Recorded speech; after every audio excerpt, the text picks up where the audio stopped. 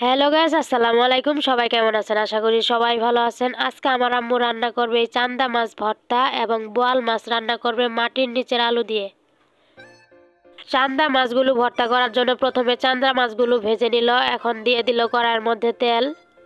এই তেলের মধ্যে দিয়ে দিল কাঁচামরিচ। কাঁচামরিচ দেওয়ার পরে দিয়ে দিল পেঁয়াজ এবং রসুন।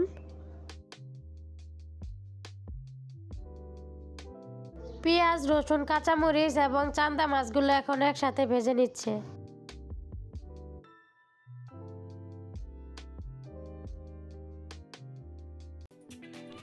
আম্মুর চান্দা মাছগুলো ভাজা হয়ে গেছে, একটু পরে ভর্তা করে নিবে। এখন মাছ রান্নার জন্য চুলার উপরে কড়াইটা বসিয়ে দিয়েছে। তারপর দিয়ে দিল তেল।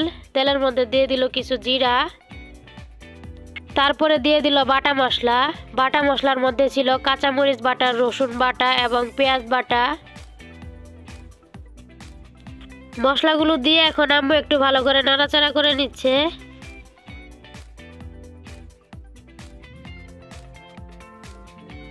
তারপর দিয়ে দিল হলুদের গুঁড়া, মরিচের গুঁড়া এবং হলুদের গুঁড়া দিয়ে আবার একটু নাড়াচাড়া করে নিচ্ছে।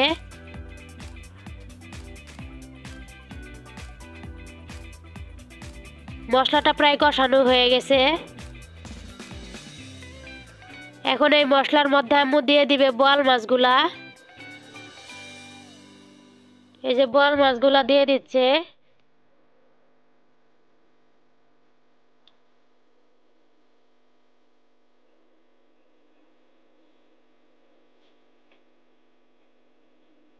বোয়াল মাছগুলা প্রথমে আম্মু ভালো করে কষিয়ে নিবে। সবগুলা বোয়াল মাছ দিয়ে একটু নাড়াচাড়া করে নিচ্ছে।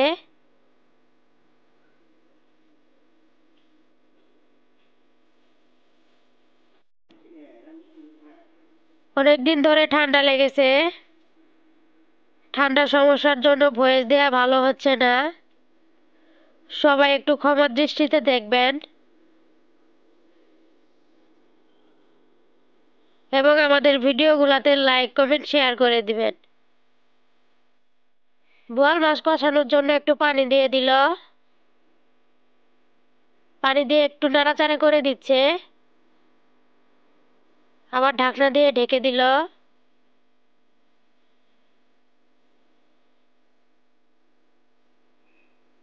ঢাকনাটা খুলে আবার একটু নাড়াচাড়া করে দিচ্ছে।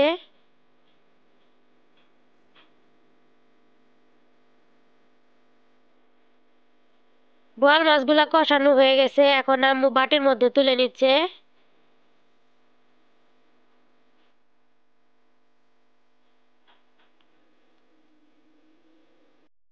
কষানো মাছগুলো আম্মু তুলে নিল।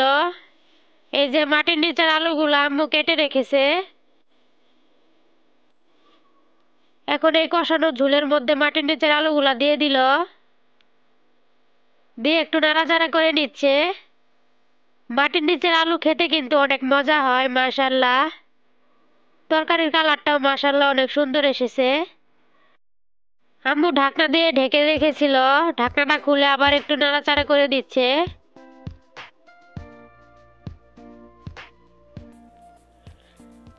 আম্মু একটু খুন্তি দিয়ে দেখলো যে আলুগুলা সিদ্ধ হয়েছে কিনা। মাশাআল্লাহ, তরকারির কালারটা কি সুন্দর দেখা যাচ্ছে, মাশাআল্লাহ। এখন আম্মু তরকারির ঝোলের জন্য পানি দিয়ে দিল। আলুগুলো কষানো হয়ে গেছিল। আম্মু তরকারির ঝোলের জন্য পানি দিয়ে ঢাকনা দিয়ে আবার ঢেকে দিল।